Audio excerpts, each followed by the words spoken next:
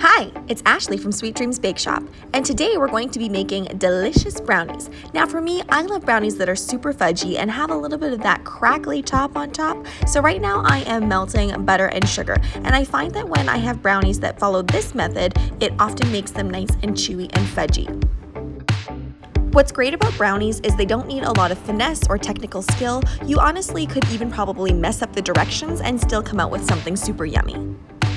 So I often get asked this question by friends: what's the difference between brownies and chocolate cake? The major difference is that there's no leavening agents in a brownie. I really like the combination of coffee and chocolate, which is weird because I actually don't really like drinking hot coffee that much. So I always add a nice generous portion of espresso powder inside of my batter.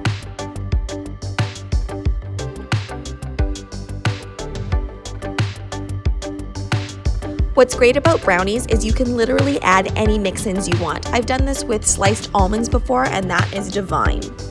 When I can get away with not buttering or greasing my pans, I will often use just parchment in a non-greased pan. My only issue that I had with this recipe was that the baking times were really off for me. It took about an hour and a little bit to have these fully baked through and through. And it will still be a little bit jiggly when you pull it out, but you just need to let it set up. These are great served warm with some vanilla ice cream, but I personally like them when they are room temperature and just nice and fudgy.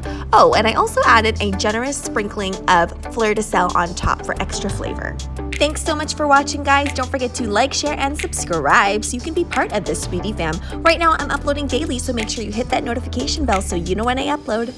Also, be sure to comment, request, or ask a question. I love hearing from you guys. Bye!